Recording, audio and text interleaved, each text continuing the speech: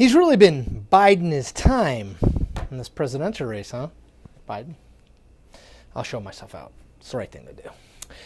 Joe Biden is running for president. And if you're a betting person, and I am, he's got the best odds to actually wind up as the Democratic candidate to take on Donald Trump in November of 2020.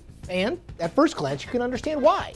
Biden is the best known candidate of the 20 people running for president. That's mostly because he spent 8 years in the 2000s as Barack Obama's vice president. And before that, Biden had been in the Senate since, well, before even I was born. And I'm as old as Voldemort.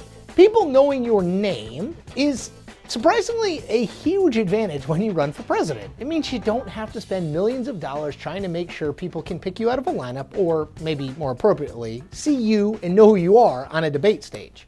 Biden doesn't have that problem. People do know him. And it's not just that they know him. At least Democrats also like him. That's why any poll you see, whether it's a national one or one focused on an early voting state like Iowa or New Hampshire, will have Biden on the top. In the Real Clear Politics polling average nationally, Biden gets 30% support, followed by Bernie Sanders at just under 23%. No other candidate has even double-digit support. Now in Iowa, Biden has a 4-point average lead on Sanders. In New Hampshire, his average lead on Sanders is 2.5 points. It all seems so very simple. Biden runs, Biden wins. But this is politics, remember. Things are almost never as simple as they look. And this is one of those cases where the deeper you dig, the more hurdles you see for Biden's march to the nomination. Mixed metaphor alert. Okay, let's walk through each of those potential hurdles, and we're not going to literally do it because, as I've learned from experience, that's painful.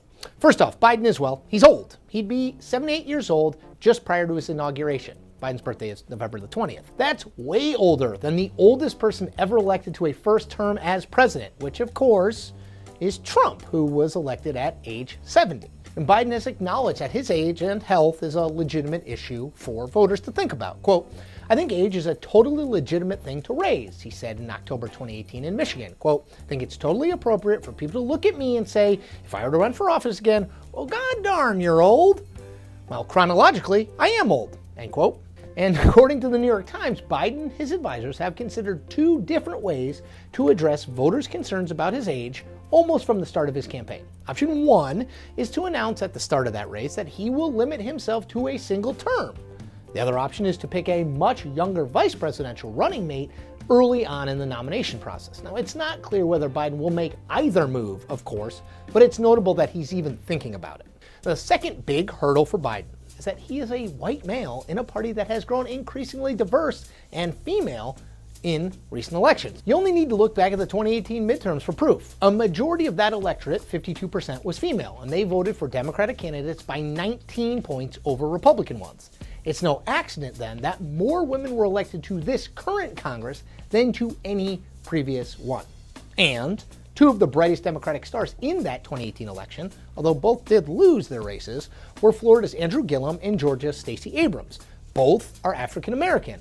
And Abrams, for her part, is considering running for president in 2020, which would make 21 announced candidates. Given the clear diversification of the Democratic electorate, Biden is going to face questions about whether he is the right face and the right messenger for this rapidly transforming party, especially when there are prominent female and or minority candidates like, say, Kamala Harris, who are in the running as well.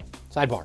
49% of likely voters in the New Hampshire Democratic primary say they're at least somewhat concerned that choosing a candidate older than 70 would decrease the party's chances of winning. That's according to a University of New Hampshire poll released in late April. That's more than how many said they were somewhat concerned about nominating an openly gay candidate, 38% said that, or a female candidate, 23%. Biden's final major hurdle is his politics, and by that I mean both his style and his ideology. On style, Biden has long been known for his hands-on approach, literally.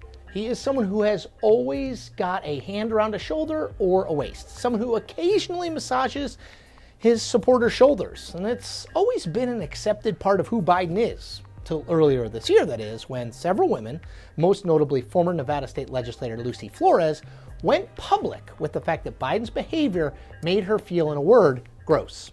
Flores said that Biden smelled her hair and kissed her on the head before a campaign rally in 2014. Never do I claim that that rises to the level of a sexual assault or anything of that nature. What I am saying is that it's completely inappropriate, that it does not belong in any kind of a professional setting, much less in politics, and that is something that we should consider when we are talking about the background of a person who is considering running for president. Social norms have begun to change, they've shifted, and the boundaries of protecting personal space have been reset.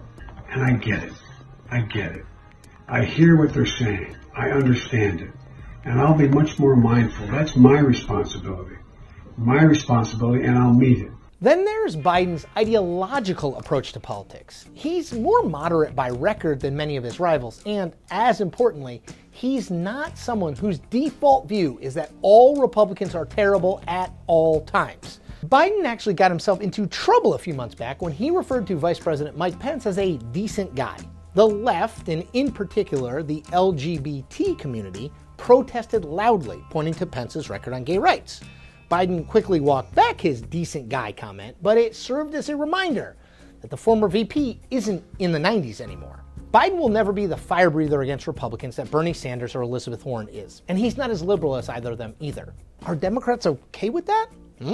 Look, Biden is the favorite for the 2020 nomination today, but there are significant holes with his candidacy that he needs to figure out, and fast. Because if he doesn't, his opponents will take those holes and turn them into craters.